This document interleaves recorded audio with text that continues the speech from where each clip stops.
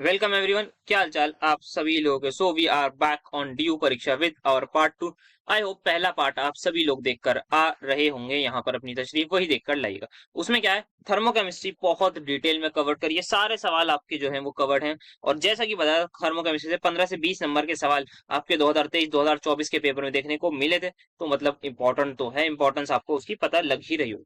अब क्या करेंगे, थर्मोकेमिस्ट्री के अलावा जितना भी बचा है फर्स्ट लॉ, सारी चीजें इकट्ठी एक साथ कवर कर लेंगे, बिल्कुल डिटेल में कवर करेंगे, जैसे हर बार करते हैं वैसे ही करेंगे। बढ़िया बढ़िया पीवाईक्यूज करेंगे, और जरा यार जाके वन शॉट वीडियोस भी देख के आइएगा फर्स्ट लॉ एंड थर्मोकेमिस्ट्री की।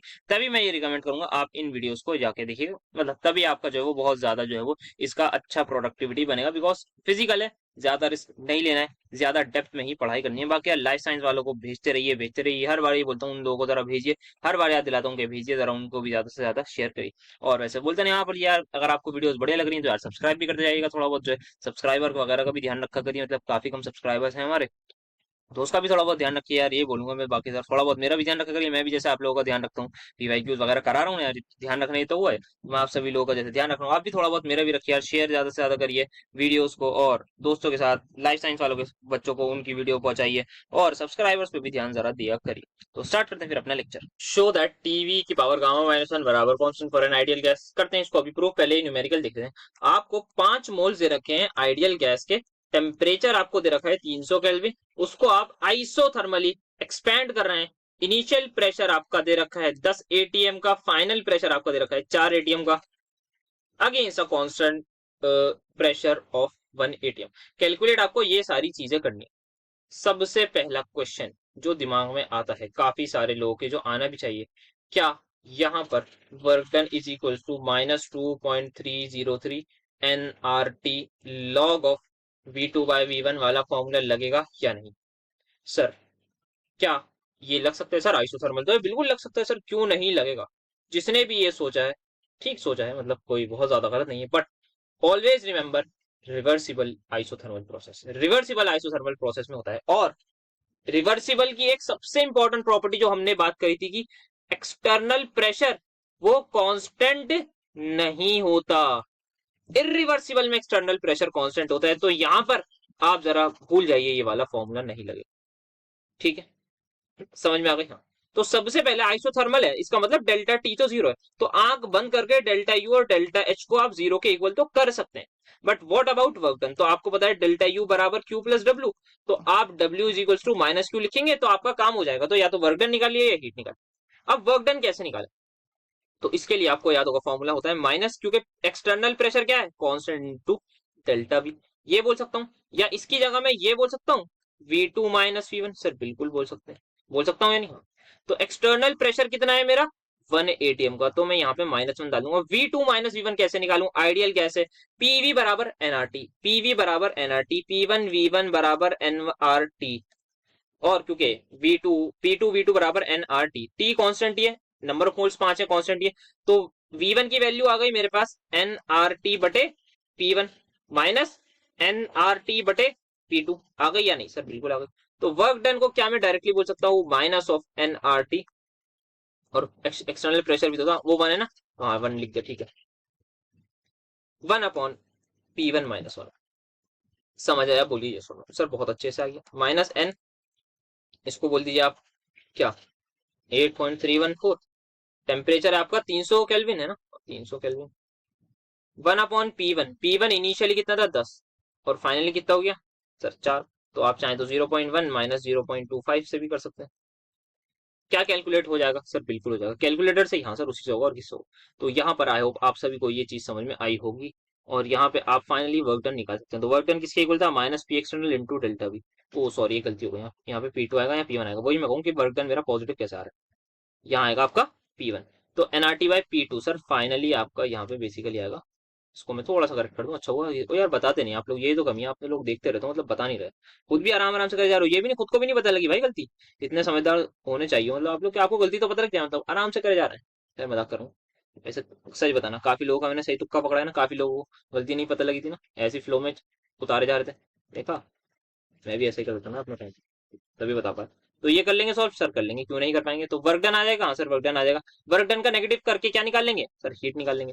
Delta U delta H zero, समझ में आ गया, बोलिए यस और नो, किसी को कोई भी डाउट? No sir. सर एक बार एक्सप्लेन कर देंगे प्रोसेस, बिल्कुल बेटा। सबसे पहले ये वाला फॉर्मूला बिल्कुल भी मत लगा दीजिएगा, देखते ही आइसोथर्मल वर्ड का मतलब नहीं है कि ये फॉर्मूला आइसोथर्मल के साथ अगर लिखा हुआ हो रिवर्सिबल, तब ये वाला फॉर्मूला आपको याद आ जाना चाहिए। तो आई होप आपको और ज्यादा क्लैरिटी हुई, एग्जाम में आप गलती करने से बचेंगे। अब मुझे इरिवर्सिबल कैसे पता लगा, उन्होंने बोल दिया against a constant external pressure of 1 ATM. तो एक्सटर्नल प्रेशर जो है वो 1 एटीएम और गैस का 10 एटीएम से 4 एटीएम तक चला गया। इस प्रोसेस में आपको वक्त बताना है। जिन भी बच्चों ने लेक्चर देखा होगा उनको अब सिग्निफिकेंस पता लगी होगी उन वर्ड्स की जो बात करी थी कि आपका जो फाइनल प्रेशर है वो at the and maximum external pressure के ही बराबर हो सकता है। ये छोटे छोटे पॉइंट जो है ना, ये लेक्चर में डिस्कस कर रखा है भाई, डेप्थ में एकदम डेप्थ एनालिसिस कर दी, वहां पे ऐसे नहीं पढ़ा है, मतलब आप लोगों को समझ रहे। हाँ यार ज्यादा तारीफ हो गई, चलते हैं आगे, करते हैं डिराइव इसको भाई। एडियाबैटिक रिवर्सिबल बहुत ज्यादा इंपॉर्टेंट। इसको थोड़ा सा बेसिक बताऊं तो सभी को पता है डी बराबर D Q plus T W होता है। क्योंकि एडियाबैटिक है तो डी बराबर डी डब्ल्यू लिख दूंगा। हाँ सर, क्या मैं इसको लिख सकता हूँ माइनस पी इंटू डीवी, इसको लिख सकते हैं एन सीवी डी टी या सीवी डी टी, अगर 1 मोल की मैं बात कर लूं, है ना, बिल्कुल सर लिख सकते हैं। तो यहाँ पे और क्योंकि रिवर्सिबल प्रोसेस है तो एक्सटर्नल प्रेशर को हम इंटरनल प्रेशर के बारे से रिप्लेस कर सकते हैं। तो एन सीवी डी टी बराबर minus N R T by V लिख सकता हूं, यानी बस इतना मुझे बता दीजिए। सर क्यों नहीं लिख सकते, आप क्यों पूछ रहे हैं, बिल्कुल लिख सकते हैं। इससे इसको उड़ा दिया, टी को इधर भेज दीजिए, इंटीग्रेट मार दीजिए, तो CV D T by T और आपका बन जाएगा डीवी बाई डी। तो ये आप देख लीजिए, ये आपका बन जाएगा, बस आपको यहाँ पे इंटीग्रेट मारना है इसको। जैसे ही आप इंटीग्रेट मारेंगे दोनों में लॉग आ जाएगा, L N CV this and this, आप ऐसे कर दीजिए। और क्या कीजिए आप, फिर आप क्या करेंगे, एक चीज ध्यान रखिए, CP minus CV is equal to R होता है। CPM basically molar heat capacity, यहाँ सीवी की जगह आप सीवीएम लिख दें तो बेटर है, मोलर हीट कैपेसिटी यहाँ पर लिया है मैंने। तो यहाँ पे सीपीएम माइनस सीवीएम बराबर आर होता है। तो या फिर CP minus CV is equal to N R होता है। अगर मैं खाली उसकी लिखूं, मोलर हीट कैपेसिटी ना लिखे सिर्फ हीट कैपेसिटी लिखूं तो, बट यहाँ पे मोलर लिख रहा हूं तो एन से डिवाइड कर दिया, ठीक है। तो यहाँ पे आप देख सकते हैं, अब मैं सीवीएम से दोनों को डिवाइड कर दूंगा, सीपी माइनस अपॉन सीवी क्या होता है, गामा माइनस 1 बराबर आर अपॉन सीवीएम आ जाएगा। अब आप क्या कीजिए, कुछ नहीं करिए, क्या करेंगे बताओ sir, L N T two by T one को एज इट इज लिख दीजिए, इसको नीचे ले आइए, सीवीएम को यहाँ से इसको नीचे ले आएंगे। अब आपको पता है ए लॉग एम को लिख सकते हैं हम, लॉग एम है, बेसिकली उल्टा बोलते हैं हम इसको, इसको इधर बोलते हैं तो इसको इधर भी बोल सकते हैं। तो यही करूंगा मैं, बस सिर्फ यहाँ पे इसको एज इट इज ले आया। तो यहाँ पर क्या करा, इसको मैं पावर में लिया या फिर गामा माइनस 1 को लिया है, दोनों बातें सेम है मेरे पास। समझ में आई बात सर, बिल्कुल आ गई। तो यहाँ पर दोनों ही बातें हमारी लगभग लगभग जो है वो सेम है कि v2 बाई वी वन लिख दूं, माइनस ऑफ गामा माइनस 1 यहाँ पर आ गया। अब इसको मैं यहाँ पे पावर में ले आया, तो आप फाइनली देख सकते हैं, क्या देख सकते हैं कि T2 बाई T1 बराबर V1 बाई V2 की पावर गामा माइनस 1, या फिर आपके सामने एक बेहतरीन रिलेशन डिराइव हो गया। और एट द एंड आप बोलेंगे टीवी की power gamma minus 1 equal to constant. I don't think किसी को छोटा मोटा डाउट होगा। भाई क्या करा, डी यू बराबर डी डब्ल्यू, प्रोसेस याद रखो, देखो ध्यान आप क्या रखो सर, रिवर्सिबल एडियाबैटिक है ना, यहाँ पे रिवर्सिबल एडियाबैटिक है ना सर, हीट जीरो तो डी यू बराबर डी डब्ल्यू, फिर आपने फॉर्मूला लगाया एनसीवीडीटी और P into DV. Sir reversible है तो पी गैस लिख सकते हैं, पी गैस को एनआरटी बाई वी लिख सकते हैं, बस इंटीग्रेट करो, इंटीग्रेट करा, थोड़ा सा सीपी बाई सीवी का फॉर्मूला पता होना चाहिए, गामा माइनस 1 पुट करा, बस सिंपल हो गया, खत्म है उसमें कोई डरने वाली चीज या मुश्किल चीज? नो सर बिल्कुल नहीं, बस हो गया। T2 V2 इधर आ गया, तो T2 V2 की पावर गामा माइनस 1 बराबर T1 V1 की पावर गामा माइनस 1, खत्म, और आपका फाइनल आ गया। इसी से हमने अलग अलग रिलेशन निकाले थे फिर P और V के बीच में और P और T के बीच में, तो वो भी आप बिल्कुल चाहें तो निकाल सकते हैं। सिंपल है, कुछ नहीं है, एक बार V की जगह पुट करिए, क्या PV इक्वल टू एनआरटी से एनआरटी बाई पी, एक बार T की जगह पुट करिए पीवी बाय एनआर, बस आपको आंसर आ जाएगा। जैसे कि हमने यहाँ सेम चीज करा था, बस P1 V1 की फॉर्म में कर दीजिएगा। आई डोंट थिंक इसको मुझे एक्सप्लेन करने की जरूरत है, क्योंकि लेक्चर में भी बहुत बार डिटेल में बात कर रखी है। तो अब इसका क्वेश्चन हो गया ना, हाँ ये हो गया। तो अब चलते हैं अपने आगे वाले क्वेश्चन की तरफ। ये एक और बार पूछा गया था, तो ये काफी बार डिराइव करवा चुके हैं। नेक्स्ट आता है आपका सीपी और सीवी के बीच में रिलेशन, जो कि एक इंपॉर्टेंट फैक्टर या इंपॉर्टेंट चीज रहती है आपकी, ठीक है। तो आइए देखते हैं, देखिए कितने तरीके से पूछा गया। ये दोनों लोग सेम है, ये दोनों लोग आपके आइडियल गैस के लिए होंगे ऑब्वियसली, और ये थोड़ा सा अलग देख लेते हैं। सभी की बात हमने कर रखी है लगभग लगभग।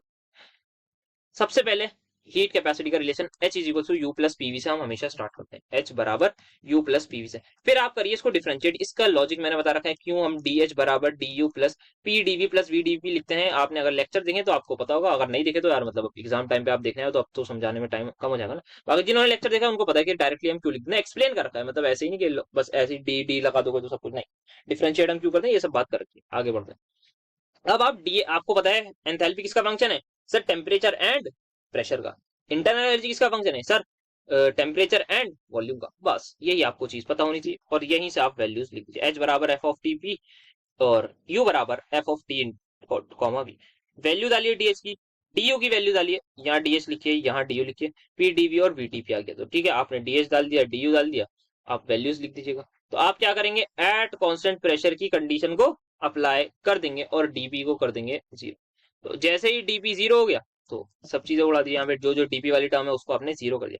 पहला काम क्या करा आपने, कांस्टेंट प्रेशर की कंडीशन को अप्लाई करा, ठीक है, फिर डीपी आपने कर दिया जीरो। फिर आप बस कुछ मत करिए, आपको पता है सीपी बराबर del H by del T at constant P होता है, उसको आप लिख दीजिए, थोड़ा सा रीअरेंज करिए और आपके सामने कुछ ये मंजर आएगा, आ जाएगा। अच्छा, अब आप क्या करिए, सबको डिवाइड कर दीजिए डीटी से। आपने डीटी से डिवाइड करा, जैसे ही आप यहाँ और यहाँ डिवाइड करेंगे डीटी से, ये तो हट जाएगा, ये हट जाएगा, कट जाएगा, ये नीचे डीटी आएगा, ये नीचे डीटी आएगा, डेल टी इसलिए बन जाएगा क्योंकि you have already applied the condition of constant pressure. तो आप इसको इस फॉर्म में लिख दीजिए। फिर आप एट द एंड पहुंचेंगे, CP minus CV is equals to what, CP minus CV is equals to, ये आपका आ जाएगा del U by del V at constant into this into this.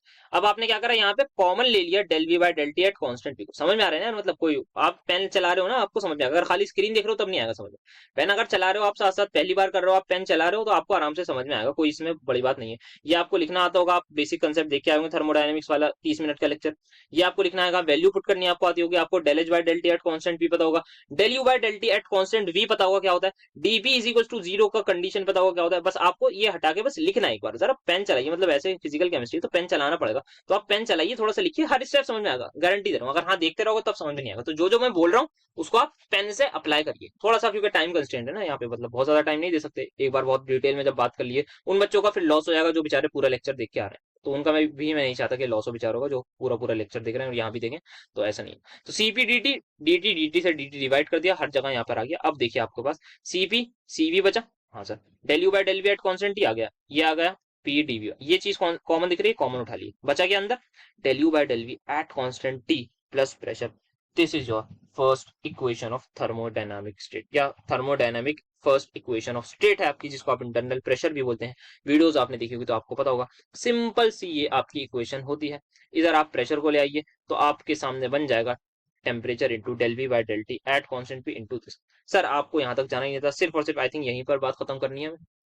हाँ, पहले वाले में तो हमें सिर्फ और सिर्फ यहीं पर बात खत्म करनी है, del U by del T. तो आपका ये प्रूव हो गया, फर्स्ट और सेकंड वाला तो ये प्रूव हो गया। आगे के लिए हम आगे बढ़ सकते हैं थोड़ा, बट पहले और वाला तो यहीं पर प्रूव हो गया। इससे पहले मैं आइडियल गैस के लिए भी बात कर लूँ। अब आप जैसे कि क्या देखना चाहें, आइडियल गैस के लिए करें, चलो कर लेते हैं। आइडियल गैस के लिए हम कहाँ से कर सकते हैं, अब आपने यहाँ पे जो वो डाल दी del U by del V at constant P. अब आप आगे बढ़िए, इक्वेशन ऑफ स्टेट की वैल्यू डालिए, दिख रही है आपको thermodynamic first equation of state, del U by del V at constant, आप पुट कर दीजिए, देखेंगे आपके सामने ही आ जाएगा। अब आपको क्या करना है, PV is equal to NRT, सबको पता है क्या होता है सर, बिल्कुल पता है। आपको एक बार del V by del T निकालना है एट कांस्टेंट प्रेशर, तो आप लिख दीजिए क्या कि v is equal to NRT by P. तो क्या क्या कांस्टेंट है सर, यहाँ पे प्रेशर कांस्टेंट लिया है और वॉल्यूम की वैल्यू निकालनी, तो del V by del T आपका क्या आ जाएगा, N R by P, sir बिल्कुल आ जाएगा। सिमिलरली आप निकाल लीजिए del T P by del T, तो आपको निकालना है बेसिकली, तो आपको प्रेशर की वैल्यू निकालनी, तो प्रेशर बराबर N R by V into T हो जाएगा, सर बिल्कुल हो जाएगा। क्या निकालना है आप, del P by del T at constant volume, तो आप इसको हटा दीजिए, डेल पी, ये आ गया आपका एन आर बाय वी आ गया, वैल्यू पुट कर दीजिए, क्या हो जाएगा सर, यहाँ पे आप सीपी माइनस सीवी, ध्यान से देखिए थोड़ा सा, CP minus CV is equal to temperature as it is, del V by del T क्या निकाला है बेटा मैंने, ये निकाला है एन आर बाय पी, और del P by del T क्या निकाला है, एन आर बाय वी, ठीक है। नीचे पीवी है, पीवी बराबर, जोर से बोलिए, एनआरटी, पीवी बराबर एनआरटी, कट गया, CP minus CV is equal to NR आ गया, समझ आया, बोलिए ये सुन लो सर, यहाँ तो एनआर नहीं, यहाँ तो खाली आर है, क्योंकि यहाँ पर इन्होंने जो सीपी और सीवी है ना, वो ली है मोलर हीट कैपेसिटी, हमने जो ली है वो ली थी हीट कैपेसिटी। हम चाहे तो इसको लिख सकते हैं N times CPM minus N times CVM बराबर एन आर। इससे ये गया खत्म, आपका आ गया रिलेशन। आई होप सभी को समझ में आया बेटा, किसी को कोई डाउट तो नहीं, ये सबको पता है ना किस तरीके से हम आराम से इसको कैलकुलेट कर सकते हैं। सिंपल सा, आपने v की वैल्यू निकाली, आपका प्रेशर कांस्टेंट है इसलिए उसको हम नहीं छोड़ेंगे, तो आपने ये पूरी चीज कांस्टेंट, t का differentiation with respect to t, sir 1, यहाँ पर सेम आपका t का differentiation with respect to t again 1। तो आई होप ये समझ में आएगा, बस वैल्यू डाली, pv is equals to NRT लगाए, ऑब्वियसली याद रखिएगा। हो सकता है ये क्वेश्चन थोड़ा आधा दूर हो, बट इसके अलावा और कोई वो नहीं है इसको सॉल्व करने का तरीका, तो ये एक तरीका है जिससे आप इसको सॉल्व कर सकते हैं। नेक्स्ट इस पे बात करिए, इस पे थोड़ा सा ध्यान दीजिएगा, ये थोड़ा सा बढ़िया सवाल है। अब हम कहाँ तक आ गए बताओ, कहाँ तक रुको? Minus temperature del P square पर रुकूं या डेल वी स्क्वायर पर, बताइए कहाँ रुको। सो सबसे पहले तो या इस इक्वेशन को लिख देता हूँ पहले, C P minus C V is equal to, ये है आपका। अब आपको अप्रोच बता रहा हूँ मैं किस तरीके से आप यहाँ तक पहुंचेंगे। Del V by del T at constant P, मुझे तो मतलब चलो मैं तो पता लग गया कैसे, बट एग्जाम में जब बच्चा बैठा होगा तो उसको कैसे पता लगेगा वो हम सोचते हैं। तो यहाँ पर माइनस आएगा या नहीं, पहले एक बार देखो, नहीं माइनस नहीं आएगा। तो आपको क्या प्रूफ करना है, सीपी माइनस सीपी बराबर TV alpha square by beta, TV alpha square by beta, ठीक है, ये समझ में आया आपको। अब क्या आप कैसे करेंगे, तो सबसे पहले हमें टेम्परेचर दे रखा है, टेम्परेचर को नहीं छेड़ना, इन दोनों को कुछ छेड़छाड़ी हमें इनके साथ करनी है। सबसे पहले आप देखिए अल्फा की वैल्यू क्या होता है, आप बोलेंगे सर अल्फा होता है 1/v del V by del T at constant P. मैं पूछूंगा बेटा बीटा क्या होता है, आप बोलेंगे सर वो होता है माइनस ऑफ 1/v ही है ना, हाँ, del V by del P at constant P. Now अब बोलेंगे आप कि सर यहाँ तो del V by del T तो है, बट आप देखिए यहाँ पर किसमें सीपी माइनस सीपी जो हमने इक्वेशन डिराइव करी उसमें ये है, अल्फा का काम हो जाएगा, बट बीटा को हमें लाना है। बीटा के लिए यहाँ पे कोई चीज नहीं है, आप ये पी बाय टी है, ये वी बाय टी है। तो अब क्या करें, अब यहाँ पे हम मदद लेंगे अपने साइक्लिक रूल की, जिसमें हम लगाएंगे पी टी वी में cyclic rule. P T V में साइक्लिक रूल कैसे लगाऊंगा मैं, del P by del T at constant P into del T by del V at constant P into del V by del P at constant T बराबर -1। समझ आया, बोलिए ये सुनो। यहाँ से बेटा आप इसकी सिंपल वैल्यू निकाल लीजिए, इसकी निकाल ले वैल्यू सर, निकाल लेते हैं क्योंकि यही हमें हटाना है। तो ये आ जाएगा del P by del T at constant V बराबर माइनस ऑफ इसका, इन दोनों का आप डायरेक्टली रेसिप्रोकल कर दीजिए, मैं लिख के नहीं दिखा रहा, तो ये आपका सिंपल हो जाएगा del V by del T at constant V into del P by del V at constant del P by del V, sorry. I hope आप सभी लोगों को समझ में आएगा क्या करा है मैंने, बस इनको उधर भेज दिया, आप देखेंगे -1 ये पूरा आ जाएगा, ये जो पूरा है ये 1 के नीचे आ जाएगा। अब इसका रेसिप्रोकल करके मैंने ऊपर भेज दिया, बस ये करा है। जिन लोगों ने वीडियो लेक्चर देखा होगा उनको आराम से समझ में आ जाएगा, ठीक है। I hope, I don't think इसमें कोई डाउट होगा आपको। तो ये आपने इसका रेसिप्रोकल कर दिया, ठीक है। अब यहाँ पे क्या करें, इसको पुट कर दीजिए यहाँ पर, तो ये हो जाएगा टी, अच्छा माइनस है यहाँ पे, ध्यान रखिएगा माइनस है, तो माइनस को as it is minus T. अब देखिए इसका हो जाएगा स्क्वायर, किसका, इसका del V by del T at constant P का स्क्वायर, और इसकी जगह आ जाएगा del P by del V at constant P. ठीक है सर, काफी हद तक समझ में आ गया। अब भी सर ये नहीं आया बेटा, अब भी सर ये नहीं आया, आपकी बात तो बिल्कुल सही है आपकी कि सर अभी तक आपने जो बोला है वो नहीं आया। थोड़ा सा ध्यान से देखिए, बीटा हमें डिनोमिनेटर पे चाहिए, क्या मैं इसका रेसिप्रोकल कर दूं, सर कर तो सकते हैं। अब देखिए ध्यान से, यार पेज इतना खराब कर दिया, सीपी माइनस सीबी इक्वल है -3 times del V by del T at constant P का स्क्वायर, एंड इसको मैं डिवाइड में लिख दूं, इसको रेसिप्रोकल करके, सर बिल्कुल लिख दीजिए, क्यों नहीं लिख सकते, del V by del P at cost. समझ आया, बोलिए ये सुनो सर, अब बिल्कुल समझ में आ गया है। इसकी वैल्यू निकाल लीजिए, यहाँ से आ जाएगी माइनस बीटा वी बराबर दिस, इसकी वैल्यू निकाल दीजिए, ये आ जाएगी अल्फा वी, तो जरा पुट करिए, तो ये है आपका माइनस टी, यहाँ पे आ जाएगा अल्फा वी का होल स्क्वायर, यहाँ आ जाएगा माइनस बीटा वी, खाली माइनस बीटा वी, इससे ये गया, ये आ गया आपका T alpha square V square बटे बीटा वी, और वी से भी गया। आई होप मजा आया होगा इसको डिराइव करने में आप सभी लोगों को। कैसा लगा जरा कमेंट में जरूर बताइए, बताते जाइएगा इस बारे में कैसी डेरिवेशन लगी। बढ़िया सवाल था, बढ़िया आपको रिलेशन चाहिए। तो आई थिंक ये वाली हमने अभी तक कहीं भी नहीं करी थी, मतलब आज तक किसी भी वीडियो लेक्चर में दिस डेरिवेशन अल्फा बीटा वाली नहीं करी थी हमने कहीं, और आज कर ली। मतलब वो ये कि यार कोई चीज कहीं नहीं होगी तो कहीं तो हो जाएगी, तभी वन शॉट है, इतने सारी चीजें जो कर रहे हैं कहीं नहीं होगी तो कहीं तो हो जाएगी। समझ गए आप बात, कहानी कहावत आई थिंक समझ में आई होगी। तो ये हमने करा है सिंपल इस इक्वेशन को, जो थर्मोडायनामिक इक्वेशन ऑफ स्टेट से लाया, हमने देखा कि क्या चीज चाहिए, हमने देखा बीटा चाहिए हमें, और बीटा का वेरिएबल नहीं है, मतलब वॉल्यूम नहीं है, तो हमने कहा आओ जरा इसमें लगाएं साइक्लिक रूल। जैसे ही साइक्लिक रूल लगाया मिल गया हमें पी और वी, और इसका स्क्वायर, हो गया काम खत्म। आई होप आप सभी लोगों को जरूर मजा आया वो। तो तीनों हमने क्या डिराइव कर लिया, हाँ सर तीनों हमने आपने डिराइव कर दिया बेहतरीन तरीके से। इस तो ये ऐसी डेरिवेशन आपको देखने को मिल जरूर सकती हैं, और बाकी 2023 और 2024 में शायद आई थिंक दो दो अलग अलग डेरिवेशन करी है शायद, जितना मुझे याद आ रहा है, तो वो भी याद रखिएगा। अब सीपी ग्रेटर देन सीवी क्या होता है, तो बहुत सिंपल सा बताऊं, सीपी क्या होती है, आपने क्या कांस्टेंट रखा है, प्रेशर कांस्टेंट रखा है। अगर प्रेशर कांस्टेंट है तो देखिए इसका मतलब ये है कि आपने बाहर से जो है कोई फोर्स अप्लाई नहीं कर रहा है, तो गैस का जो मन करे वो कर ले।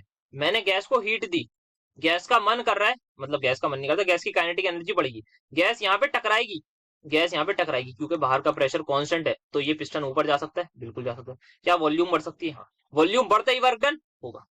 समझ में आया ना प्रोसेस क्या बोले, मैंने हीट करा, मॉलिक्यूल की काइनेटिक एनर्जी बढ़ी, उन्होंने ऊपर टकराया, क्योंकि बाहर का प्रेशर कांस्टेंट रख रखा है, तो अगर गैस का प्रेशर एक पर्टिकुलर पॉइंट पर बढ़ गया वो टकराएगा ऊपर, चलो ऊपर कर देगा, हो गया एक्सपेंड, सर हो गया ठीक। तो क्या होता है जब सीपी हमेशा ग्रेटर इसलिए होती है, सीपी क्या होती है, हमें 1 डिग्री सेल्सियस टेम्परेचर बढ़ाना है किसी भी चीज का, उसके लिए कितनी हीट देनी है? 1 डिग्री सेल्सियस या 1 केल्विन टेम्परेचर बढ़ाना है किसी सिस्टम का, तो उसके लिए कितनी हीट देनी होगी? सो ये होती है सीवी। और सीवी क्या होता है? अब कांस्टेंट प्रेशर हो और सीवी हमारे पास कांस्टेंट वॉल्यूम। कांस्टेंट वॉल्यूम के केस में होता है बाहर से हमने वॉल्यूम कांस्टेंट, मतलब ये वी जो है ये वी ही रहेगी, मतलब आपने प्रेशर को आप जरूर वेरी कर रहे होंगे, तब आप वॉल्यूम को कांस्टेंट रख सकते हैं। तो आप गैस मॉलिक्यूल कितना भी ऊपर मार ले, वर्क डन नहीं करेगी। सो क्या होगा? हमारे पास जितनी भी इस केस में, जितनी भी हमारे पास इस केस में 1 केल्विन पे आपको टेम्परेचर बढ़ाना है, सारी की सारी जो हीट है वो आपकी इंटरनल एनर्जी में ही कन्वर्ट होगी। और यहाँ पर आपके, सॉरी, इस केस में आपकी जो जब आप 1 केल्विन से टेम्परेचर बढ़ाएंगे तो आपकी जो हीट है, या आप जो बोल रहे हैं, इस केस में बोलूँ बेसिकली, जो यहाँ पर इस सीपी है, सीपी की वैल्यू उन्होंने पूछा है, कुछ गलत कर रखा है क्या? यहाँ सीवी लिख रखा है, अच्छा यहाँ सीवी है, ठीक है ठीक। यहाँ पर आप इस केस में आपने वॉल्यूम को कांस्टेंट रख रखा है, तो ये आपकी है सीवी। ये ऐसा क्वेश्चन 2023 में था ना, हाँ 2023 का ये मैं बोला हूँ, मतलब उसी लेक्चर में और अच्छे से समझाया, तो अगर आपको यहाँ समझ नहीं आया तो एक बार वहां देख लीजिएगा, पहले ही सवाल है वहाँ का। तो सीवी जो है आपका क्या है, आपने हीट करा, 1 केल्विन टेम्परेचर बढ़ा दिया, आप देखेंगे कोई वर्क नहीं होगा, कोई वर्क नहीं होगा, तो मतलब सारा का सारा जो हीट है वो आपकी कम से कम इंटरनल एनर्जी में कन्वर्ट हो गई। बट यहाँ पर आप जो हीट देंगे, आप अच्छा, इंटरनल एनर्जी में कन्वर्ट होने से क्या मतलब है, आपको पता है एनसीवी डेल्टा टी होता है। तो जैसे आपने इंटरनल एनर्जी बढ़ा दी, वैसे आपने टेम्परेचर भी बढ़ा दिया, 1 केल्विन से आप सक्षम रहे, तो आपने अगर डेल्टा टी आपका 1 आ गया, तो आप बोल सकते हैं कि हाँ आप कामयाब रहे। बट यहाँ पर क्या होगा, आपने जो आपकी जो हीट है वो आप कुछ वर्क डन में भी चली जाएगी। कुछ वर्क डन में अगर चली गई तो आपको तो भाई 100 जूल चाहिए ना। तो आप क्या सोचेंगे, आप सोच रहे थे कि आपको 100 जूल से काम हो जाएगा, मान लीजिए यहाँ पे 100 जूल से काम हो रहा है, 100 जूल से सारी की सारी आप कहेंगे चलो 100 जूल यार, आप देखेंगे यार इतने तो 80 जूल से टेम्परेचर बढ़ा है और 20 जूल का वर्क कर दिया, तो क्या 1 केल्विन बढ़ पाएगा? नो सर, 1 केल्विन नहीं बढ़ेगा। तो आपको थोड़ी सी और हीट 130 जूल कुछ लगभग ऐसी देनी पड़ेगी, जिससे ये 125 जूल आपको हीट देनी पड़ेगी, जिससे ये बची हुई 20 जूल और हीट ले और 1 डिग्री से 1 केल्विन से टेम्परेचर बढ़ाए। आई होप काफी चीज आपको क्लैरिटी हो जाएगी। तो ये कुछ बढ़िया सवाल थे हमारे सीपी और सीवी पर। बाकी आप यहाँ से भी इसकी कहानी रीड कर सकते हैं, जो लेक्चर में सेम मतलब चीज लिख के लाया था कि सीपी प्लस सीवी जो है, ऐसे मैथमेटिकली बता सकते हैं कि सीपी जो है सीवी प्लस समथिंग जो ऐड हो रही है, और आप आइडियल गैस के लिए बोलेंगे तो आर है। आर क्या है? एक कांस्टेंट वैल्यू जो कि एक ऑलवेज पॉजिटिव वैल्यू ही होती है। इस तरीके से आप इस कहानी को लिख सकते हैं। आई होप समझ में आएगा सभी को। 100 gram of carbon monoxide at 298 kelvin is held by piston. Pressure हमें इनिशियल दे रखा है, इनिशियल टेम्परेचर दे रखा है, मास ऑफ कार्बन मोनोऑक्साइड दे रखा है। The pressure is suddenly release, मतलब 3 गुना प्रेशर कम कर दिया, and gas adiabatically expand. CO is assume to be ideal. CV की वैल्यू दे रखी है, फाइनल टेम्परेचर देखिए, तो काफी लोग बोलेंगे कि सर P1 की वैल्यू दे रखी है 3 × 10⁴, T1 की वैल्यू दे रखी है 298 केल्विन, P2 की वैल्यू दे रखी है 1 × 10⁴, और T2 निकालना है। हाँ, तो कुछ लोग बोलेंगे सर आपको इक्वेशन तो याद ही होगी, एडियाबैटिक रिवर्सिबल एक्सपेंशन की। मैं कहूंगा हाँ भाई मुझे तो याद है, आपको भी याद है? कह रहे हाँ याद है, तो लगा के निकाल लेते हैं। मैंने कहा ठीक है निकालो, कैसे निकालोगे? तो कहेंगे सर गामा निकालना है, CP/CV, तो गामा होता है CP/CV, और CP को हम लिख सकते हैं 20.8 प्लस 8.314, डिवाइड कर देंगे हम इससे। मैं कहूंगा हाँ ठीक है चलो गामा निकाल लिया। बट उससे क्या होगा? फंस गए। क्यों फंसे सर? क्यों मतलब इसमें क्या फंसे सर? सही तो कर रहे हैं? नहीं बेटा, गलत कर रहे हो। किसने बोला है ये रिवर्सिबल? सर बात तो सही कह रहा हूं, रिवर्सिबल किसी ने बोला तो नहीं, हमने खुद मान लिया। कैसे मान लिया भाई? खुद मतलब खुद मान लिया ऐसे क्या मतलब? आपकी आपने पेपर बनाया? नो सर बनाया तो नहीं। आप चेक करोगे? नो सर नहीं करेंगे। तो आपने कैसे मान लिया? सर गलत बात है, तो मतलब गलत माना है हमने। गलत बात नहीं, गलत माना है, बिल्कुल सही आपने गलत माना है। तो सर क्या माने? रिवर्सिबल भी नहीं लिखा हुआ सर? अच्छा आप बताइए रिवर्सिबल का लिखा हुआ है, जो आप बोल रहे हैं रिवर्सिबल हम मान रहे हैं, तो आप रिवर्सिबल कैसे मान लेंगे? दो उसके अलावा और कोई पॉसिबिलिटी तो नहीं बना सकते आप? मैं भी कहूंगा भाई बात तो सही है। मैं कहूंगा बात ऐसे बोल रहा हूँ कि आप देखिए पिस्टन का था, और ये जो सडनली रिलीज वर्ड है ना, this is telling you about the irreversible process, कि आपने अचानक ही इतना घटा दिया प्रेशर। अगर ये होता slowly slowly slowly slowly release to this, then क्या बोलता है? रिवर्सिबल। बट इन्होंने बोला सडनली रिलीज। भाई आपने प्रेस पिस्टन पे हाथ रखा और दबा दिया नीचे, एकदम गैस को पिचका दिया आपने, एकदम वॉल्यूम कम कर दी। तो ये आपका क्या है? आपको बताइए क्या है? मतलब मुझे बताने की कोई भी जरूरत नहीं है। समझ में आ गया क्यों आपका मैंने इरिवर्सिबल बोला है और माना है? सर बिल्कुल माना। अब जरा ध्यान से नजाकत के साथ इसको सॉल्व करना है, ये आसान सवाल नहीं है। अब सर है तो मतलब क्या करें सर? वो तो नहीं लगा सकते हैं बिल्कुल। तो सबसे पहले तो यार क्यू को आप आग बंद करके 0 बोल दो। सर बिल्कुल बोल देंगे। अब आप बताइए मुझे डब्ल्यू, सर डब्ल्यू यहाँ पे कैसे निकालेंगे? तो डब्ल्यू की वैल्यू क्या होती है? सर डब्ल्यू हमें पता है होता है minus P external into delta we. हाँ सर बिल्कुल पता है। एक्सटर्नल प्रेशर हम कांस्टेंट मान लेंगे क्योंकि है भी कांस्टेंट। तो और फाइनली हम यहाँ पे क्या मानेंगे? सर एक्सटर्नल प्रेशर को देखते हैं अभी क्या मानते हैं। तो सबसे पहले यहाँ पे माइनस पी एक्सटर्नल, तो चलिए एज इट इज अभी रख देते हैं इसको, minus P external. Delta we is V2 minus V1। V2 को क्या लिख सकते हैं सर? V2 को हम यहाँ पे लिख सकते हैं nRT2 बटे P2 माइनस nRT1 बटे P1 लिख सकते हैं सर, बिल्कुल लिख सकते हैं। नंबर ऑफ मोल्स निकाल लो जरा, नंबर ऑफ मोल्स आएंगे given weight divide by molar mass होता है कार्बन मोनोऑक्साइड का 28, तो यार है 3.57 नंबर ऑफ मोल्स आपके आ गए। ठीक है, अब क्या करें सर? अब आपने मोल्स निकाल लिया, आप वर्क डन को थोड़ा देखिए क्या क्या गिवन है। एन पता है, आर पता है, T2 पता है सर, T2 नहीं पता, तो वर्क डन में फंस गए। अच्छा सर, ये सर फंस गए मान लेते हैं। अभी P2 पता है सर, फाइनल प्रेशर, हाँ सर P2 भी पता है सर, P1 भी पता है, T1 भी पता है, T1 पता है ना, हाँ सर सबको पता है। अच्छा एक्सटर्नल प्रेशर क्या लूंगा, अब ये भी बता दीजिए सर, आप बताइए एक्सटर्नल प्रेशर क्या लेंगे? बेटा एक्सटर्नल प्रेशर वही लेंगे जो हमारा फाइनल प्रेशर होगा, क्योंकि suddenly release to that pressure, अगर कुछ नहीं रखा तो आपको ये भी बता रखा है कि P2 को आपको P एक्सटर्नल के बराबर मान लेना है। समझ में आई, याद आई बात सर? आगे तो सर मतलब तब भी कुछ नहीं होगा ना। आप ये देखिए ना सर, आप बोल रहे हैं वर्क डन की वैल्यू, आप ठीक है मैं पुट कर देता हूँ 10⁴, नंबर ऑफ मोल्स और आर को बाहर ले लेते हैं, बिल्कुल ले लीजिए, इंटू नंबर ऑफ मोल्स क्या है 3.57 इंटू आर इज 8.314 सर, इसको बाहर ले लिया, बचा क्या नीचे अंदर टेम्परेचर T2 जिसकी वैल्यू नहीं पता, P2 पता है सर, P2 P एक्सटर्नल है तो 10⁴ बिल्कुल। देन क्या करूं, माइनस यहाँ पे आप इसको कर लीजिए nRT बाय P1, तो T1 बाय P1 बचा, T1 कितना है 298 केल्विन, P2 सॉरी P1 आपका था कितना 3 × 10⁴। सर यहाँ तक तो हमने कर लिया, बट अब आगे नहीं होगा, बात तो आपकी थोड़ी बहुत ठीक है। आइए देखते हैं, तो वर्क डन आपने कर लिया, T2 पता लग गया तो वर्क डन पता लग जाएगा। क्या और भी चीज है गिवन है सर? डेल्टा यू के बारे में जरा बात करते हैं, वो बेटा कर लेते हैं। डेल्टा ई या डेल्टा यू बराबर क्या NCV डेल्टा टी होगा सर? होगा। एन क्या मुझे पता है सर? पता है 3.57, CV मुझे पता है सर, दे रखी है यहाँ पे 20.80, delta T will be T2 - 7 sir, वहीं पे फंस गया, आपको T2 नहीं पता, T1 तो पता है पर आपको T2 नहीं पता, बिल्कुल सही। कौन सा प्रोसेस है सर? एडियाबेटिक। डेल्टा यू बराबर Q+W होता है या नहीं सर? होता है, इसको जीरो बोल दूं? क्या ये इक्वेशन मेरी सेकंड मान लो और इस इक्वेशन को फर्स्ट मान लो, दोनों को इक्वेट करूंगा, T2 निकल जाएगा या नहीं बताइए। पहले मैं क्या करूं, यहाँ पे नीचे से 10⁴ को कॉमन ले रहा हूँ, तो इससे ये सब उड़ जाएगा। ठीक है, तो अब यहाँ पे क्या करा है, ये मेरे क्या है नंबर ऑफ मोल्स, मैं इनको जरा ऐसे लिख रहा हूँ, ये है N, ये है R, तो NR T2 -298/3 is equals to NCV T2 -298। समझ आया? बोलिए यस और नो सर। आ गया, N से N उड़ा दिया, CV को R को नीचे जाऊं, क्या करूं, तो C इनकी वैल्यूज पुट कर दी। क्या अब T2 बहुत आराम से निकल जाएगा? नहीं सर, अब निकल जाएगा बिल्कुल। तो समझ में आया क्या करा है सर? आई होप अब किसी को भी कोई डाउट नहीं होगा। क्या यहाँ से T2 निकल जाएगा? जैसे ही आप T2 निकालेंगे, इक्वेशन भी थोड़ी सिंप्लीफाई हो गई, 20.80 को आप डिवाइड कर लीजिए उससे अपने 8.314 से कुछ वैल्यू आएगी तो आप फाइनली निकाल लेंगे। क्या आसानी से कर सकते हैं सर? अब तो बिल्कुल कर सकते हैं। समझ में आया ना सबको? मेन चीजें समझ में आनी चाहिए सर। आगे तो सिंप्लीफाई कैलकुलेशन भी कोई बहुत ज्यादा टफ नहीं है, आप देखेंगे बस CV को डिवाइड करना होगा, फिर मल्टीप्लाई वगैरह ये सब चीजें तो आप करते ही रहते हैं, तो मल्टीप्लाई वगैरह तो कर लेंगे। मैं इतनी कोई भयंकर इक्वेशन में नहीं फंसा, ना फंसाया मैंने आप लोगों को। ठीक है, तो क्या आएगा फाइनली सर? आपका जो है CP आपका जो एट द एंड टेम्परेचर है उसकी वैल्यू आएगी 241.3 केल्विन। आई होप मजा आया होगा सवाल में, मतलब बढ़िया सवाल था, किस तरीके से आपने नजाकत के साथ यहाँ रिलेट किया वो चीज यहाँ पे देखने वाली थी।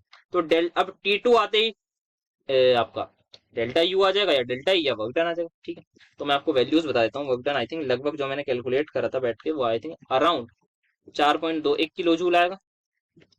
तो ये भी आपकी सेम ही आएगी, हाँ सर बिल्कुल सेम आएगी। और एंथैल्पी आपकी NCP डेल्टा टी होती है, तो CP आप कैसे निकालेंगे? CV+R से निकल जाएगी सर, निकल जाएगी, क्यों नहीं निकलेगी? तो इस तरीके से आप इन चीजों को टैकल करेंगे। आई होप मजा आया होगा, कोई भी डाउट किसी को भी सवाल में नहीं होगा। बढ़िया सवाल था बेटा, ऐसे सवाल मतलब देखते रहिएगा। Show that magnitude of work involve, ये देखिए बढ़िया सवाल है, इस टाइप का क्वेश्चन पूछा जा चुका है। कहाँ पर? इस वाले पेपर में। देखिए आई थिंक ये सेम है क्या? Show that magnitude of work in a reversible expansion of gas, देखिए एक्जैक्टली सेम सवाल 2024 के पेपर में था, सेम सवाल है इट इज, बस यहाँ 5 नंबर का है। ठीक है, डिटेल में बात कर रखी है। और मैंने जो है एक और चीज आपको बोला था कि हो सकता है वो same and initial and final pressure के बारे में पूछ लें, तो वो चीज आपके सामने ही है। यहाँ सॉरी, ये भी सेम ही, अच्छा ये भी सेम वॉल्यूम में लो, मजा आ गए तो बस। ये भी सेम ही वॉल्यूम के बारे में बात करें तो ये वॉल्यूम पे ही पूछेगा आपसे, 2 बार आपसे वॉल्यूम पर पूछ चुका है, तो तीसरी बार भी हो सकता है वॉल्यूम पर पूछे या प्रेशर पर पूछे। तो हमने क्या करा था, हमें बताना था वर्क डन। तो वर्क डन होता है एरिया अंडर कर्व। तो काफी लोग बोलेंगे कि सर आइसोथर्मल हमें तो ग्राफ के बारे में पता है, आपने क्या करा, एक्सपेंशन करा है, तो फाइनल वॉल्यूम बढ़ा रहे हैं। तो आप यहाँ से शुरू कर रहे हैं, मतलब इनिशियल वॉल्यूम तो ऑब्वियसली आपकी सेम होगी और फाइनल भी सेम होगी, क्योंकि आप बोल रहे हैं। तो अब द पॉइंट इज के इनिशियल प्रेशर ऑब्वियसली सेम होगी, इनिशियल कंडीशन है। अब बात ये करनी थी कौन सा ग्राफ किसका है। जिसका ग्राफ ऊपर वाला होगा, मतलब सर ये वाला, उसका एरिया अंडर कर्व ज्यादा, तो वो वर्क डन ज्यादा बोल देगा। वर्क डन यही होता है ना, एरिया अंडर कर्व। हाँ, तो जो ऊपर वाला है, जो मैं इसको रेड से मार्क करा है, जो वो बोल देगा, जिसको मैं 1 बोल देता हूँ, चलो ग्राफ, इसको ग्राफ 1 को, जिसका भी ग्राफ 1 होगा उसके अंडर एरिया ज्यादा होगा। तो वो सर अब हमें यही प्रूफ करना है। ये कैसे प्रूफ करेंगे हम, यहाँ जो प्रेशर है ना, इन प्रेशर की वैल्यू से, कि किसका प्रेशर ज्यादा है किसका कम है। अब ये कैसे करा था हमने, एक आइसोथर्मल का होगा एक एडियाबेटिक होगा। लॉजिकली हमें पता होता है कि उसका जो स्लोप है एडियाबेटिक का वो ज्यादा होता है, तो वो जो है वो आपका ज्यादा स्टीपली डिक्रीज होगा। तो इसी वजह से आपका जो है 2 वाला तो एडियाबेटिक होगा। बट इससे ही काम नहीं चलेगा ना यार, 5 नंबर का सवाल है। तो हमने प्रॉपर एनालिसिस लगाई थी। क्या एनालिसिस लगाई थी देखिए, आइसोथर्मल के लिए P1 V1 बराबर P2 V2, एडियाबेटिक के लिए P1 V1 की power gamma is equal to P2 V2 की पावर गामा। हाँ सर बिल्कुल। क्या करा इसके बाद, इसके बाद कुछ खास नहीं करा। V2 बाई V1 दिख रहा है आपको, yes sir P1 by V2। अच्छा एक्सपेंशन है, सबसे पहले ध्यान से सुनिएगा, एक्सपेंशन है तो V2 बड़ी होगी V1, सर V2 बड़ी होगी V1 से। अगर V2 बड़ी है V1 से, तो क्या V2 by V1 is also greater than 1। ध्यान से बात सुनिएगा, gamma greater than 1, V2 by V1 greater than 1। 1 से बड़ा कोई नंबर सोचिए, कुछ भी सोच लो जो मन करे। 2 सोच लीजिए, 2 की पावर गामा, गामा भी 2 सोच रहा हूँ हाइपोथेटिकली, तो 2 का स्क्वायर 4। ध्यान से सुनिएगा, V2 by V1, V2 by V1 पर मैंने कोई पावर लगा दी, V2 बाय V1 पर मैंने कुछ भी पावर लगा दी जो 1 से ग्रेटर है, और V2 बाय V1 खुद भी 1 से ग्रेटर है। दो चीजें यहाँ पर, V2 बाय V1 1 से ग्रेटर, मतलब क्योंकि V2 बड़ा है। दूसरी चीज, उस पर जो मैं पावर लगा रहा हूँ वो भी 1 से बड़ी है, तो ऑब्वियसली V2 बाय V1 की पावर गामा जो है, या V2 बाय V1 पर मैं कुछ पावर लिखूंगा, तो वो जो है वो बड़ी वैल्यू आएगी 1 से। सर ऐसा क्यों बोल रहे हैं, उल्टा समझिए। V2 बाय V1 को आप मान लीजिए बढ़ाइए, अब जो है मैं पावर जो है मान लीजिए 2 ही है, अब मैं पावर कर दूं अगर 0.5 कर दूं, 1 से छोटी। गामा को अगर मैंने 1 से छोटा कर दिया तो क्या होगा, सर गामा से बढ़िया है, आप उल्टा समझिए। आप समझिए कि इस बार जो है ना कंप्रेशन, तो कंप्रेशन में क्या होगा, V1 बड़ा होगा V2 से, मतलब V2 by V1 is less than 1 होगा। अगर ये वैल्यू लेस देन 1 हो तो इससे छोटी मान लो 0.5, और गामा ग्रेटर देन 1 है तो 0.5 का स्क्वायर क्या हो जाएगा 0.25। ये बात मैंने लेक्चर में भी समझा रखी है, दोबारा समझा रहा हूँ कि 1 से छोटा कोई नंबर है, उसकी अगर आप पावर में कोई चीज ऐसी लगा रहे हैं जो 1 से बड़ी है, तो वो हमेशा आपको छोटा नंबर हो जाएगा। मतलब जो V2 बाई V1 का रेशो है वो कम हो जाएगा अगर वो 1 से कम है। V2 बाई V1 क्या है, 1 से कम है। अब आप उस पर पावर लगा रहे हो 1 से ज्यादा, कोई भी पावर लगा रहे हो 1 से ज्यादा, तो आप उसको जब कैलकुलेट करोगे वो अपनी वैल्यू से छोटा हो जाएगा, ये कहने का मतलब है, ठीक है। तो यहाँ पे आपको क्या देखना है, न्यूमरेटर जो है वो आपका बड़ा होना चाहिए, इस बात को आपको ध्यान रखना है। तो आई थिंक आपको ये चीज समझ में आई होगी। तो अब हमने क्या करा, हमने कुछ नहीं करा था, सिंपल रेशो लिया V2। अब देखिए यहाँ पर P1 by upon Pi, so V2 by V1 की पावर गामा। अब देखें यहाँ पर ये क्या है, V2 बाई V1। अब हमने यहाँ पर क्या करा था, सबसे पहले V2 बाय V1 जो है वो बड़ा होगा 1 से, सर होगा। उस पे मैंने कुछ पावर लगा दी 1 से बड़ी, तो क्या वो वैल्यू और बढ़ जाएगी, सर बिल्कुल बढ़ जाएगी। तो क्या मैं डायरेक्टली बोल सकता हूँ V2 बाय V1 की power gamma is greater than V2 by V1, sir बिल्कुल बोल सकते हैं। तो अब सिंपल कुछ नहीं करा, वैल्यू पुट कर दी है मैंने, बस ये इनइक्वालिटी बनाई है। क्यों बनाई है, सबसे पहले आप लिखिए V2 बाय V1, आपको पता है इक्वल है V2 बाय V1 के, पता है। अब मैं, और ये वैल्यू 1 से बड़ी है, 1.1 पे मैं कुछ वैल्यू डाल रहा हूँ, इस पे मैं पावर लगा दूं गामा, और गामा है हो सकता है 5/2, हो सकता है 2 हो सकता है भाई, आप मान लो गामा हाइपोथेटिकल मान लो 2 है, तो V2 बाई V1 का स्क्वायर जो होगा वो बड़ा तो आएगा ना। हाँ सर, अगर ये वैल्यू 1 से बड़ी है तभी बड़ी आएगी, इस बात को ध्यान रखिएगा। इसको आपने ये कर दिया, अब यहाँ पे वैल्यूज पुट कर दीजिए, P1 से P1 उड़ा, रेसिप्रोकल करा तो आपकी इनइक्वालिटी बदल गई। तो ये प्रूफ कर रहा है कि आइसोथर्मल का जो प्रेशर है वो ज्यादा है एडियाबेटिक से। आइसोथर्मल का प्रेशर ज्यादा है तो मतलब ऊपर आएगा, ऊपर आएगा तो ऊपर वाला ग्राफ आइसोथर्मल का प्रूफ हो गया। मान लीजिए वर्क डन एरिया अंडर हो, अब बोल दीजिए कि यार प्रूफ हो गया, समझ में आया, मजा आया। और दूसरी बात कर दी यार, प्रेशर की बात करी थी कि अगर वो बोल दें कि आपका जो है वो इनिशियल और फाइनल प्रेशर सेम है, तब आपको वॉल्यूम के हिसाब से जाना पड़ेगा। तब मैंने एक चीज, अच्छा यहाँ तो ठीक है, सिंपल हो जाएगा कि P1 बाय P2 आप ले लेंगे, फिर आप P1 बाय P2 यहाँ पर भी ले लीजिएगा। आप सिंपल क्या करेंगे, और यहाँ पे तो आप इक्वेट कर सकते हैं ना, क्योंकि P1 बाय P2 बराबर है P1 बाय P2 के, क्योंकि इनिशियल और फाइनल प्रेशर सेम है। तो यहाँ आप इक्वेट करेंगे, फिर आप बोलेंगे क्या कि यहीं पे मैंने समझाया था कि आइसोथर्म एक V1 है, इसकी कुछ वैल्यू कांस्टेंट है। फिर आप देखेंगे ऑब्वियसली V आइसो को बड़ा होना होगा, जैसा कि आप यहाँ देख सकते हैं। मैंने एक अज्यूम करा कि मेरी यहाँ पे समझाया था मैंने डेप्थ में कि अगर आइसोथर्मल मेरे पास मान लो 10, इसको मैं 5 मान रहा हूँ, और ये इक्वल है किसके नीचे 5। अगर मैंने V एडियाबेटिक को, ध्यान से सुनिएगा, और ये इक्वल है दोनों चीजें। अगर मैंने बी एडियाबेटिक को 10 से बड़ा ले लिया, मान लीजिए क्या, इस पर कुछ पावर रख रखी है 1 पॉइंट, तो ये क्या आएगा, ये आएगा 2.2। तो 2.2 की पावर 1.1 क्या 2 के इक्वल हो सकता है? नो सर, नहीं हो सकता। तो ये चीज गई। अब मैं यहाँ पे क्या 10 रख सकता हूँ? सर 10 भी आप नहीं रख सकते, क्योंकि अगर आपने 10 रख दिया ना और उस पर आपने 1.1 पावर दे रखी है, तो 2 की पावर 1.1 हो जाएगा, जो ऑब्वियसली ग्रेटर होगा, तो ये इक्वल नहीं हो सकता। तो आपको जो है 10 से कोई ना कोई छोटा नंबर रखना होगा, हो सकता है 9.9, डिपेंड करता है वो कैलकुलेशन पर क्या है, बट आपको 10 से छोटा नंबर रखना होगा यहाँ पर, तभी आप काम कर सकते हैं। तो इसका मतलब एडियाबेटिक की जो वॉल्यूम है वो कम होगी एज कम्पेयर टू आइसोथर्मल। यहाँ पे आ जाएगा, ग्राफ बना देगा, एरिया अंडर कर्व दिखा देगा, किसके अंडर ज्यादा है? सर ऑब्वियसली आइसोथर्मल वाला जीतता है, अब भी जीत रहा है। इन केस ऑफ एक्सपेंशन में तो, एक्सपेंशन में तो यही जीता है। कंप्रेशन में थोड़ा सा उल्टा हो जाता है। आई होप समझ में आया होगा, दोनों सवाल आपको जो है बेहतरीन तरीके से समझ में आ गए दोनों केसेस। तो तैयार रहिएगा, हो सकता है कुछ ना कुछ घुमा फिरा के पूछ लें आपसे, प्रेशर व्रेशर वाले ही पूछने चांसेस है। नेक्स्ट क्या है, रिवर्सिबल है। अच्छा 20 ग्राम नाइट्रोजन है, 300 केल्विन, कंप्रेस कर रहा है रिवर्सिबली एडियाबेटिकली। V1 दे रखी है 20, V2 दे रखी है 10, T1 दे रखा है 300 केल्विन, T2 नहीं पता, निकालना है तो निकाल लेंगे सर, बिल्कुल निकालेंगे। यहाँ पर हम आराम से लगा सकते हैं, TV की power gamma -1 is equals to T2 V2 की पावर गामा -1। सर गामा कैसे पता लगेगा? नाइट्रोजन क्या है? डायटोमिक। डायटोमिक के लिए गामा क्या होता है? सर डायटोमिक के लिए गामा आपका होगा 5/3 आपका होता है मोनो के लिए, ये हो जाएगा आपका 7/5, तो आपका 1.4 हो जाएगा। तो गामा आपका क्या हो गया? 1.4 हो गया, सिंपल। गामा की वैल्यू पता है 1.4, सर आपने तो बताइए, मतलब हाँ निकालिए।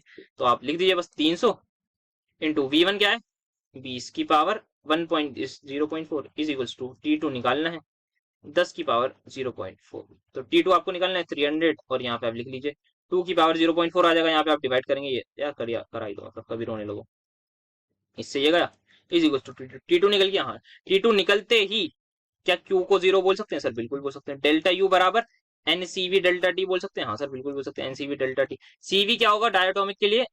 क्या होगा बताओ? 5R/2। नंबर ऑफ मोल्स निकाल लेंगे 20/28, डेल्टा टी मिल गया सर, जो भी टेम्परेचर आएगा। डेल्टा एच कैसे निकालेंगे? सर डेल्टा यू बराबर वर्क डन हो जाएगा यहाँ पर, बिल्कुल सही बेटा, आपने जिसने भी बताया बात। NCB delta T. सीबी क्या है? सर सीबी आपका 7R/2 होगा यहाँ पर। एक बार सीपी और सीबी चेक कर लेगा, वैसे मेरे हिसाब से यही वैल्यूज होंगी, डायटोमिक है ना, तो डायटोमिक के लिए यही वैल्यूज होती हैं। डेल्टा टी लिख देंगे सर, लिख देंगे, आंसर आ जाएगा सर, क्यों नहीं आएगा, बिल्कुल आएगा जब ये सब कर लिया। तो T2 निकालना था, आसान सवाल था, इससे मुश्किल सवाल हम कर चुके हैं जो इरिवर्सिबल वाला था, और जिसमें इरिवर्सिबल लिखा हुआ भी नहीं कि वो इरिवर्सिबल प्रोसेस है, वो तक सवाल कर रखा है, तो ये तो बहुत आसान ही लगेगा। देन एक mole of ideal monoatomic gas लिया, ओके। अच्छा तो गामा आपका हो जाएगा आपका सिंपल सा 5/3, occupying volume 3 dm3, again expanded adiabatically reversible. तो काफी ज्यादा ये सवाल पूछा जाता है कि मतलब एडियाबेटिक रिवर्सिबल का आपको प्रेशर दे रखा है, अच्छा तो आपको वर्क डन ये सब ये सारी चीजें निकालनी है। अच्छा तो क्या करें? तो सर यहाँ पे जो बात है वो ये है कि इन्होंने इनिशियल फाइनल टेम्परेचर वगैरह कुछ नहीं पूछा, तो नहीं पूछा, अच्छी बात है। क्यू क्या हो गया 0, वर्क डन क्या हो गया डेल्टा यू के equal, that will be equal to what? Sir ये आपका इक्वल हो जाएगा NCV डेल्टा टी के, है ना, NCV delta T. Delta T यहाँ पे अब थोड़ी सी प्रॉब्लम हो सकती है, क्यों? क्योंकि यहाँ पे प्रेशर दे रखा है, वॉल्यूम दे रखी है, और क्या दे रखा है, एक सेकेंड, ओके रिवर्सिबिलिटी। अच्छा फाइनल प्रेशर आपको दे रखा है, देखिए इनकी बात, इन्होंने आपको फाइनल प्रेशर दे रखा है, इनिशियल वॉल्यूम, तो जरा देख के लिखिए, ध्यान से करिए, सवाल थोड़ा सा लग रहा है, अब लग रहा है कि हाँ सवाल में है। था T1 दे रखा है आपको, नंबर ऑफ मोल 1 दे रखे, तो 1 ही रहेगा। V1 दे रखी है आपको 3 dm3, या फिर 3 लीटर बोलना चाहें तो वो बोल दीजिए, ठीक है, या 3 लीटर ऑक्यूपाइंग, ठीक है। अब आपको बोला एक्सपैंडेड एडियाबेटिकली, तो V2 नहीं दे रखी है आपको, P फाइनल दे रखा है आपको, दैट विल बी योर, ये किलो पास्कल में, तो 10 ये बेसिकली 1.01325 इंटू 10⁵ पास्कल दे रखा है आपको, ठीक है। P2 दे रखा है, क्या आपको बताना होगा? सर आपको बताना नहीं, मतलब हमें सबसे पहले तो T2 चाहिए, तो यहाँ पे एक तो T2 की वैल्यू चाहिए होगी, और साथ में मतलब V2, या एक चीज मिल जाए तो काम बन जाएगा।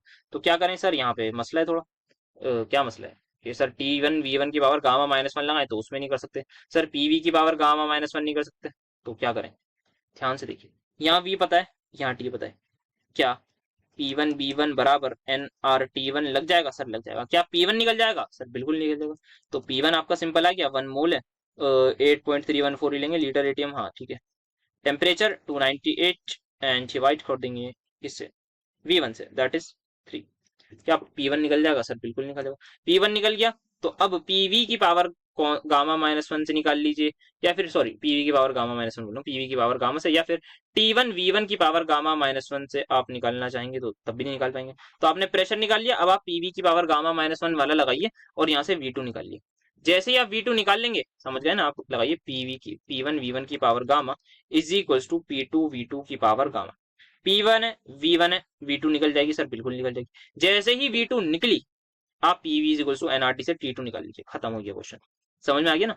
सवाल में देखिए जरा नजाकत इसकी, इसने आपसे कुछ कुछ और अलग अलग उल्टी सीधी चीजें दे दी, उल्टी सीधी चीजें पूछनी। इसने बोला कि एक मोल मोनोएटॉमिक का है, उसका टेम्परेचर इनिशियल दे दिया, उसकी वॉल्यूम दे दी और फाइनल प्रेशर दे दिया। फाइनल उसने ना वॉल्यूम दी ना उसने फाइनल टेम्परेचर दिया, इतनी समझदारी उसने दिखाई। तो आप भी थोड़ी बहुत समझदार हैं यार, इतने टाइम से पढ़ रहे हो तो समझदारी दिखाइए। इस क्वेश्चन को आप लोग आराम से सॉल्व कर सकते हैं। P1 निकल जाएगा, हाँ सर बिल्कुल निकल जाएगा। सही वैल्यूज डालिए एक बार, मैं देख लूंगा सब कुछ सही है।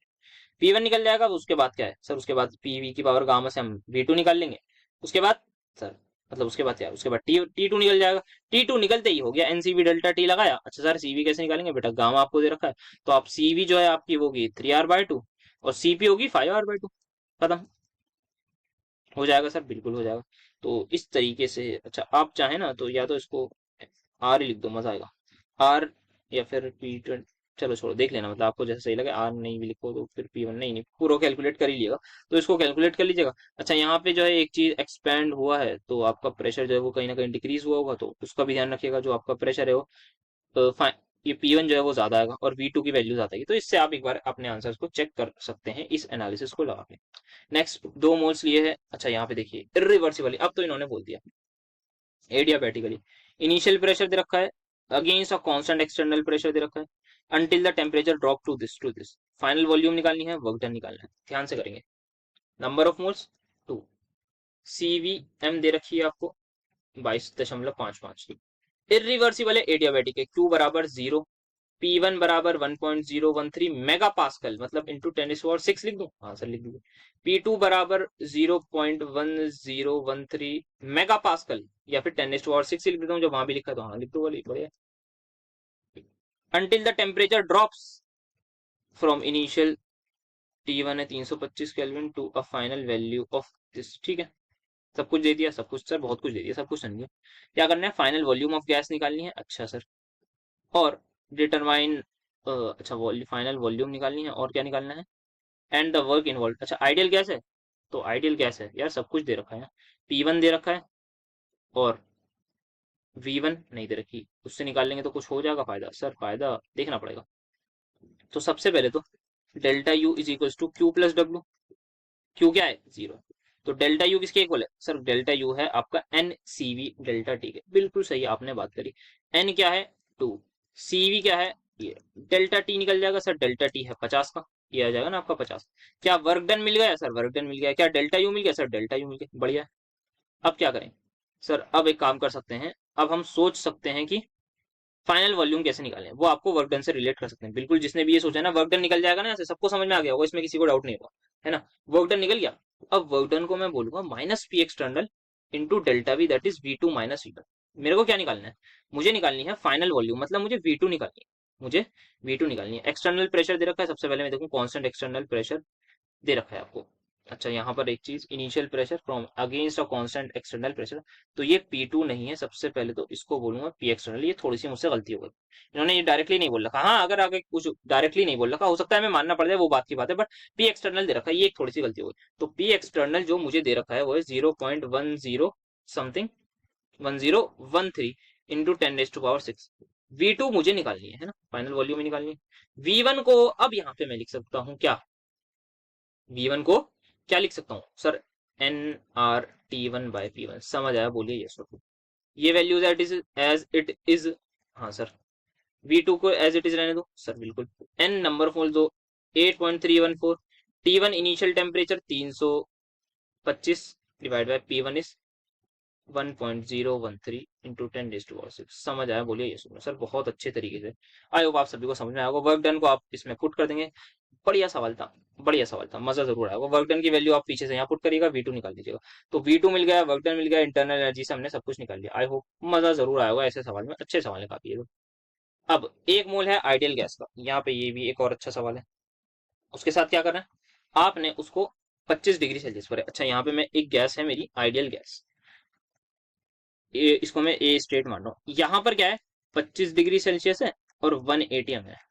उसमें सब कुछ चेंज हमने करे। सबसे पहले उसको कांस्टेंट वॉल्यूम पर हीट कर दिया। अब उसका टेम्परेचर हो गया 50 डिग्री सेल्सियस, और कांस्टेंट, अगर वॉल्यूम हमने कांस्टेंट रखी है तो वर्क डन 0। तो क्या प्रेशर भी कांस्टेंट रहा होगा? नहीं सर, प्रेशर तो कांस्टेंट नहीं रहा होगा। तो प्रेशर 1 atm नहीं रहा होगा, कुछ ना कुछ प्रेशर में जरूर चेंज आया होगा। सब लोग मानते हैं सर, यस सर आया तो होगा प्रोबेबली, ये तो चांसेस हैं काफी ज्यादा कि अगर कांस्टेंट वॉल्यूम ही इन्होंने माना है और कुछ तो नहीं रखा। नहीं सर, तो प्रेशर में हमारे पास चेंज आने के चांसेस हैं। ठीक है, एक चीज। देन उसके बाद क्या करा, ये मान ले बी स्टेट तक ले गए। अब इसके बाद हमने आइसोथर्मली करा, मतलब 50 डिग्री ही सेल्सियस टेम्परेचर रहने दिया, और प्रेशर इस बार हमने कर दिया 0.5 atm। ओके, सी पर आ गए। अब हमने क्या करा, इसको दोबारा 25 डिग्री सेल्सियस पर, और प्रेशर हमने 0.5 atm ही रहने दिया क्योंकि कांस्टेंट प्रेशर है। ठीक है, इस प्रोसेस में हमें क्यू, डेल्टा यू और डब्ल्यू ये सब चीजें निकालनी है। तो फर्स्ट प्रोसेस को अगर मैं देखे तो उसको हमने हीट करा है 50 डिग्री पर एट कांस्टेंट वॉल्यूम। सबसे पहली चीज, अगर कांस्टेंट वॉल्यूम है तो इस प्रोसेस में वर्क डन 0 हो गया। ठीक है, तो डेल्टा यू बराबर क्यू, तो delta U is equal to Q आ गया।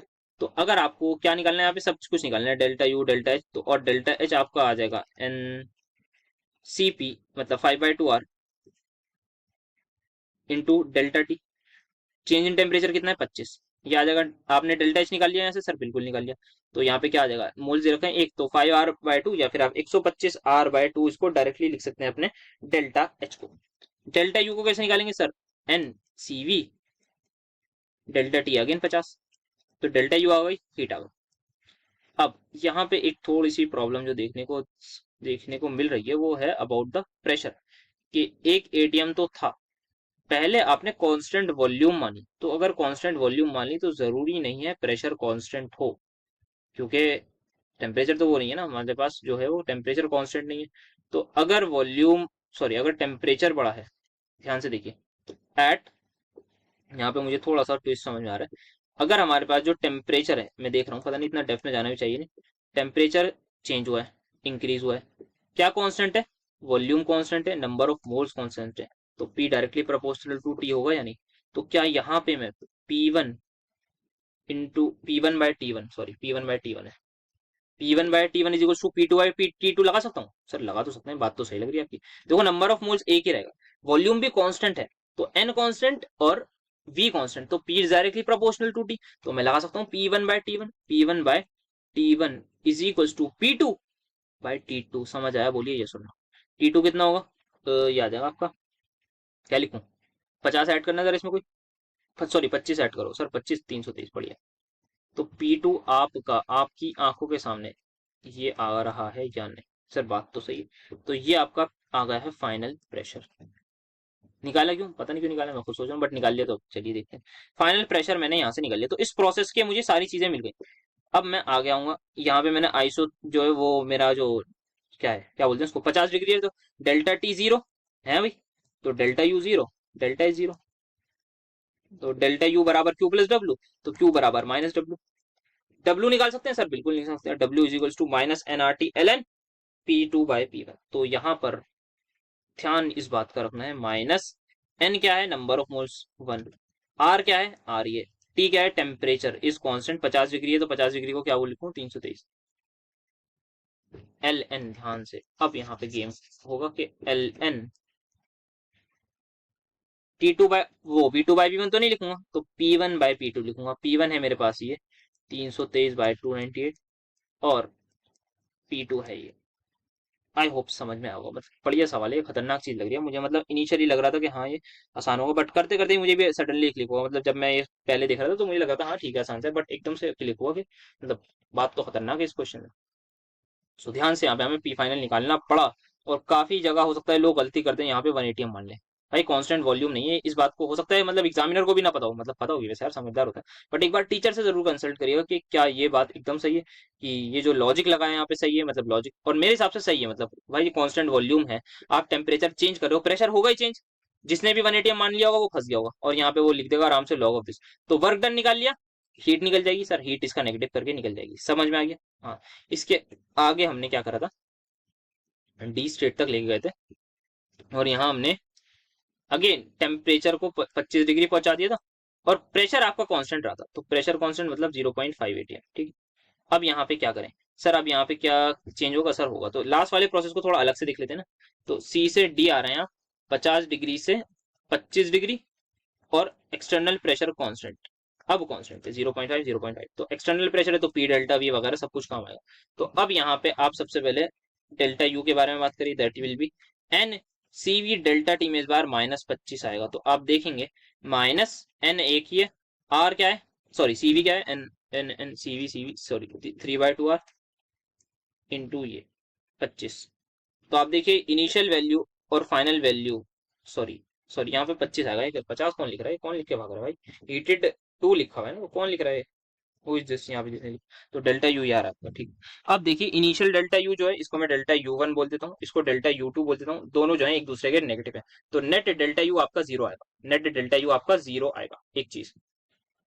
अब डेल्टा एच भी निकाल लीजिए, इसे डेल्टा एच टू आपका देख लीजिए, एनसीबी डेल्टा टी, तो डेल्टा टी आपका -25 है इस बार, तो -5r/2 इंटू 25, सॉरी नीचे क्यों लिखा हूँ 25, समझ में आ रही है ना बात। तो डेल्टा यू आपका ये आ गया, तो आप नेट डेल्टा यू निकालेंगे वो आपका जीरो आएगा, तो डेल्टा एच हो गया, डेल्टा यू हो गया। अब बात करें थोड़ी सी वर्क डन और हीट की, तो वर्क डन कैसे निकलेगा इस प्रोसेस में, तो वो थोड़ा सा देखते हैं। सो यहाँ पर अच्छा एक चीज, हाँ क्या बोला है, constant pressure, heat change at constant pressure will be equal to delta H. तो डेल्टा एच मुझे यहाँ पर मिल गया है और क्यू भी मिल गया है, तो डेल्टा यू मुझे मिल गया, डेल्टा यू क्या है, ये delta U is equals to Q plus W होता है, हाँ क्यू क्या दे रखा है 5r/2 इंटू 25 प्लस डब्ल्यू, इधर ले आइए तो ये आपका क्या हो जाएगा, -5r/2 है, ये इधर आके हो जाएगा प्लस का, तो 2r/2 हो जाएगा, तो आर ही बचेगा, तो 25r हो जाएगा, 25r आपका आ जाएगा वर्क डन इस प्रोसेस में।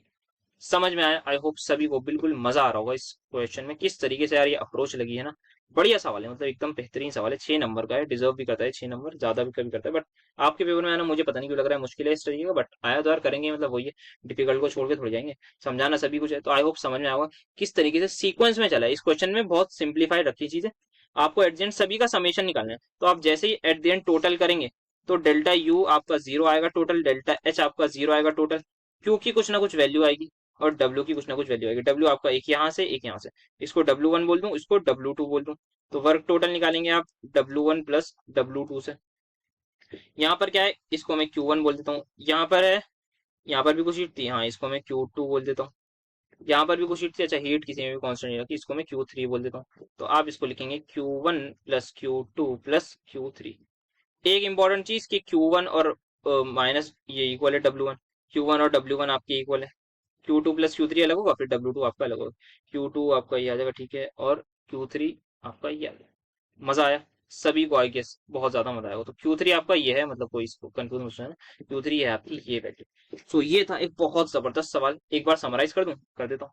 इनिशियली क्या था कंडीशन, एक मोल लिया 25 डिग्री से 1 एटीएम, इनिशियल कंडीशन, पहले आपने हीट करा 50 डिग्री पर कांस्टेंट वॉल्यूम। सबसे बड़ी मिस्टेक ये होती है कि सब लोग मान लेते हैं प्रेशर का जिक्र नहीं है, तो प्रेशर कहीं कांस्टेंट तो नहीं है, नहीं भाई कैसे मान लोगे, उन्होंने वॉल्यूम जब अपने मुंह से बोलना है भाई वॉल्यूम कांस्टेंट है, तो ठीक है वॉल्यूम कांस्टेंट है, नंबर ऑफ मोल आप चेंज नहीं कर रहे, तो हम बताएंगे कि आओ जरा पीवी इक्वल्स टू एनआरटी लगाओ। जो लोग कंफ्यूज हो रहे हैं ना क्या करा भाई, पीवी इक्वल्स टू एनआरटी लगाइए, कुछ नहीं करा, पीवी इक्वल्स टू एनआरटी में मैंने बोल दिया P directly proportional to temperature, और P by T is constant, P by T का रेशो कांस्टेंट होगा, तो P1/T1 बराबर P2/T2, खत्म, फाइनल प्रेशर निकल गया, निकल गया, बढ़िया मजा आ गया, मतलब बहुत आसान था। इसके बाद क्या करा, आइसोथर्मली एक्सपेंड करा टिल प्रेशर को 0.5 एटीएम तक पहुंचा दिया, तो यहाँ पे कुछ प्रेशर था जो 323.298 आ रहा है, 1 पॉइंट समथिंग कुछ भी वैल्यू होगी, उससे आपने 0.5 एटीएम तक पहुंचा दिया। क्या होगा सर, आइसोथर्मल है, delta you zero, delta T zero, delta S zero, और क्यू बराबर -W। आइसोथर्मल रिवर्सिबल है, तो -nRT ln P2/P1 या P1/P2, सर V2/P1 होता है, P1/P2 होता है, बिल्कुल सही बेटा, तो वो निकाल लिया, वर्क डन आ गया, आंसर आ गया, क्यू आ गया, आंसर आ गया। आगे क्या करा, दोबारा उसको कूल कर दिया 25 डिग्री पर एट कांस्टेंट प्रेशर, तो यहाँ पर आप देखेंगे डेल्टा यू आपका जो है वो आराम से निकल जाएगा, एनसीवी डेल्टा टी से, इस बार डेल्टा टी आपका -25 होगा, पहले था +25, डेल्टा वी भी आप इसी, डेल्टा एच भी सॉरी इसी तरीके से निकालेंगे। फिर आपने क्या करा, आपने जो है अपना वही लिया कि heat change at constant pressure is simply delta H, तो आपको क्यूपी की वैल्यू जो है बेसिकली क्यू वो डेल्टा एच के इक्वल मिल गया, ठीक है। और जैसे कि आप यहाँ देख सकते हैं ना, यहाँ पे आप heat change at constant volume क्या होती है, डेल्टा यू, इस वाले में देखिए ना, मैं ये तो मैंने फर्स्ट लॉ से निकाल लिया, बट डेफिनेशन तो ये होती है ना कि heat change at constant volume आपकी डेल्टा यू होगी, ठीक है। तो ये आपका heat change at constant pressure delta H हो गई, डेल्टा एच आ गई। तो डेल्टा यू आपने सिंपल यहाँ पे वर्क डन निकाल लिया, कैसे delta U, sorry delta U is equals to Q plus W से, तो क्यू आपका ये था, डेल्टा यू ये था, गला बैठ गया। तो ये आपका फाइनल आंसर हो गया। तो आई होप इसमें आपको मजा आया होगा, बेहतरीन सा। That's it for today's lecture. मिलेंगे आपसे बहुत जल्द नेक्स्ट लेक्चर में। अब तो सेकंड लॉ शुरू करेंगे। हाँ ये तो कंप्लीट हो गया, तो सेकंड लॉ का लेक्चर जल्द से जल्द अपलोड हो जाएगा, बढ़िया से डिटेल में जो सवाल है उन सभी को डिस्कस करेंगे, फिर अपना बाकी के चैप्टर्स भी जल्द से जल्द, मतलब डेली ही ऑब्वियसली कंसिस्टेंसी के साथ कवर करेंगे। ज्यादा से ज्यादा शेयर करिए, पढ़ाई लिखाई करते रहिए, अपने माँ बाप की इन्वेस्टमेंट पर बढ़िया से बढ़िया आप लोग रिटर्न दीजिए। मिलेंगे आपसे नेक्स्ट वीडियो में। Thank you so much for attending my lecture.